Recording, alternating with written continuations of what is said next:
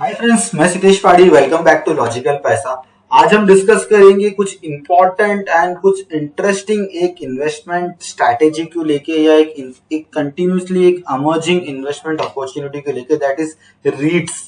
ठीक है, that is real estate investment trust के बारे में कुछ इंपॉर्टेंट डेटा पॉइंट्स, कुछ बेनिफिट्स इन्वेस्टर्स को एंड लॉन्ग टर्म के लिए क्या स्टोरी है रीट्स में, हम लोग वो डिस्कस करेंगे एंड समझेंगे is it a good investment opportunity और not. So starting with REITs होता क्या एंड कैसे उसमें हम लोग बेनिफिट ले सकते हैं एज ए इन्वेस्टर। तो रीट्स एक प्रोडक्ट है, एक इन्वेस्टमेंट, यू कैन से एक अपॉर्चुनिटी टू इन्वेस्टर्स, जो एक बास्केट इन्वेस्टमेंट बोल सकते हो, जिसे एक इन्वेस्टर है जिसे स्टॉक्स में इन्वेस्ट नहीं करना है, जिसे म्यूचुअल फंड में इन्वेस्ट नहीं करना, जिसे रियल एस्टेट में भी इन्वेस्ट नहीं करना। So it's a mixture of stocks, mutual funds and real estate, that is known as REITs. ठीक है, pack of good futures of stocks, mutual funds and real estate. ठीक है, तीनों का मिक्सचर जो होगा वो कैन से कि रीट्स में मिलेगा आपको। रीट्स होता क्या है, रियल एस्टेट इन्वेस्टमेंट ट्रस्ट होता क्या है? बेसिकली रीट्स एक टाइप का, एक बोल सकते हैं, कंपनी है जो डेवलप करता है, ओन करता है income producing real estate properties. ठीक है, you can be say in the form of residential, it could be commercial like shopping malls, office spaces, big township, जिसके थ्रू उन्हें रेंटल इनकम जनरेट हो and long term lease में वो properties को दे सकते हैं करके। So REITs as a investment opportunity, as a investment product India में, स्पेसिफिकली इंडिया में कभी लॉन्च हुआ था। It was launch in India in March 2019 and जो फर्स्ट कंपनी जिसने रीट्स को इंट्रोड्यूस किया था दैट वॉज एम्बेसी रीट्स करके, जो मार्केट्स में, शेयर मार्केट्स में अवेलेबल था for trading in NSC and BSc. Basically रीट्स एक पुराना, यू कैन से कि ओल्ड इन्वेस्टमेंट प्रोडक्ट्स है जो बेसिकली डेवलप मार्केट्स है, यूएसए, यूके में कंटिन्यूसली ट्रेड हो रहा है या कंटिन्यूसली उसमें इन्वेस्टमेंट है from 1960s। So going ahead with रीट्स का बेनिफिट क्या है, क्या फ्यूचर है एज ए इन्वेस्टर्स, आपको क्या बेनिफिट मिलेगा रीट्स में? तो रीट्स एक बेसिक ईज ऑफ ट्रेडिंग आपको रीट्स में मिलेगा, क्योंकि आप इसको डायरेक्टली एज नॉर्मल, जैसे हमें कोई स्टॉक्स को परचेस करना है तो हम लोग नॉर्मली एनएससी एंड बीएससी से स्टॉक्स को परचेस करते हैं। तो एज सिंपल एज दैट, आप रीट्स को भी directly stock market NSC BSc से परचेस कर सकते हो। अपने स्टॉक जैसे सिलेक्शन करते हो वैसे आप रीट्स को सेलेक्ट करके आप बाय कर सकते हो। एक good income generation, you can say कि ऑप्शन है एज ए इन्वेस्टमेंट ऑप्शन आप बोल सकते हो, क्योंकि इसमें ज्यादा वॉलेटिलिटी नहीं है, ज्यादा रिस्क इन्वॉल्व नहीं है एंड मार्केट के, यू कैन से कि बैलेंसिंग में ये काम करता है एंड कंटिन्यूसली बोल सकते हो कैपिटल एप्रिसिएशन के लिए भी एक पॉइंट ऑफ व्यू से आपके लिए अच्छा है, इनकम जनरेशन के पॉइंट ऑफ व्यू से भी अच्छा है एंड एक डाइवर्सिफाइड पोर्टफोलियो, जैसे मैंने फर्स्ट स्लाइड में मैंने आपको बोला कि it's a mixture of mutual fund, stocks and as well as you can say कि रियल एस्टेट। सो वो एक बेनिफिट है एंड मेजर पॉइंट जो रीट्स को एक इंपॉर्टेंट डिसीजन बनाया था as a investor point of view से।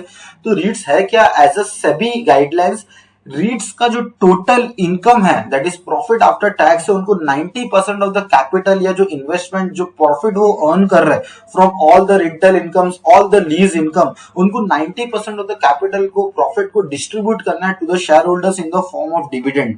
सो ये इन्वेस्टर्स के लिए काफी स्ट्रॉन्ग अपॉर्चुनिटी है, जिससे जो डिविडेंड इनकम के लिए ढूंढ रहे हैं या स्पेसिफिकली डिविडेंड शेयर्स को फाइंड आउट कर रहे हैं, तो ये एक डिविडेंड इनकम के लिए, एक पैसिव इनकम के लिए काफी अच्छा अपॉर्चुनिटी है।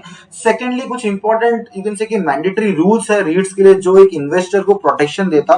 सो प्रोटेक्शन दे रहा है as a SEBI guidelines.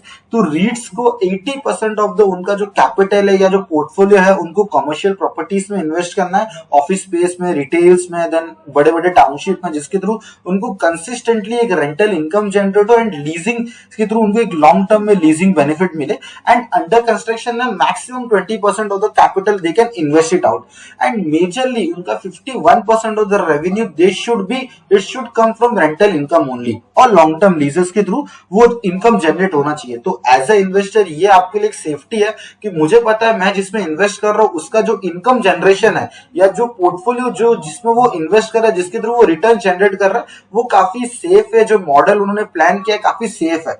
So that is the point जहां पे कंटिन्यूसली एक अच्छा सेगमेंट देखने मिल रहा है। गोइंग विद सम इंपॉर्टेंट, कैसे रिटर्न जनरेट होगा, कैसे हमें बेनिफिट होगा। सो स्पेसिफिकली अगर बोलोगे तो कंटिन्यूसली अगर देखो तो हाई डिविडेंड यील्ड है, क्योंकि ये जैसे मैंने फर्स्ट सेकंड स्लाइड में बोला कि 90% of the capital they distribute in the form of dividend, तो आपको नॉर्मली एक हाई डिविडेंड यील्ड मिलने वाला है। एंड सेकेंडली, जैसे कि स्टॉक मार्केट में लिस्टेड है, एनएससी बीएससी दोनों में लिस्टेड है, तो कैपिटल एप्रिसिएशन आपका कंटिन्यूस होगा, क्योंकि जैसे जैसे रियल एस्टेट सेक्टर ग्रो कर रहा है इंडिया में, as a you can say कि बिग पिक्चर में रियल एस्टेट सेक्टर ग्रो कर रहा है, लेकिन इंडिया में मैक्सिमम जो कॉमन मैन की अगर बात करूं वो बेनिफिट नहीं ले पा रहा है रियल एस्टेट ग्रोथ का, क्योंकि रियल एस्टेट प्रॉपर्टीज आज के टर्म में काफी एक्सपेंसिव है एंड खाली जो बिग टिकट क्लाइंट्स है या फिर बिग जो क्लाइंट्स है वही बेनिफिट ले पा रहे रियल एस्टेट ग्रोथ का। सो इसीलिए रीट्स एक अच्छा अपॉर्चुनिटी बन जाता है कॉमन मैन को इन्वेस्ट करने के लिए, डायरेक्टली ना रियल एस्टेट में इन्वेस्ट करके डायरेक्टली रीट्स में इन्वेस्ट करने के लिए, वो एक काफी स्ट्रॉन्ग अपॉर्चुनिटी है। एग्जांपल के लिए हमने यहाँ पे एक रियल एस्टेट का यू कैन से कि एम्बेसी का कैपिटल ये स्लाइड लिया जहां पर उन्होंने शो कर रहे कि जो डिविडेंड यील्ड आप देखोगे तो 6.85% एंड 5.04% है ईयर ऑन ईयर बेसिस में। तो ईयर ऑन ईयर बेसिस में अगर डिविडेंड यील्ड भी अगर देखोगे तो as a company as a REIT continuously increase हो रहा है एंड शेयर प्राइस भी अगर देखोगे तो अच्छा खासा ग्रो हुआ है फ्रॉम द लिस्टेड प्राइस। तो 23.81 पर शेयर एंड 17.50 पर share, that makes a good investment decision as a passive income बोल सकते हो, एज अ कैपिटल एप्रिसिएशन बोल सकते हो। एंड इक्विटी डिविडेंड देख रहे हो अराउंड 18,337 करोड़ का इन्वेस्टमेंट मतलब इन द फॉर्म ऑफ डिविडेंड वो डिस्ट्रीब्यूट कर रहे हैं।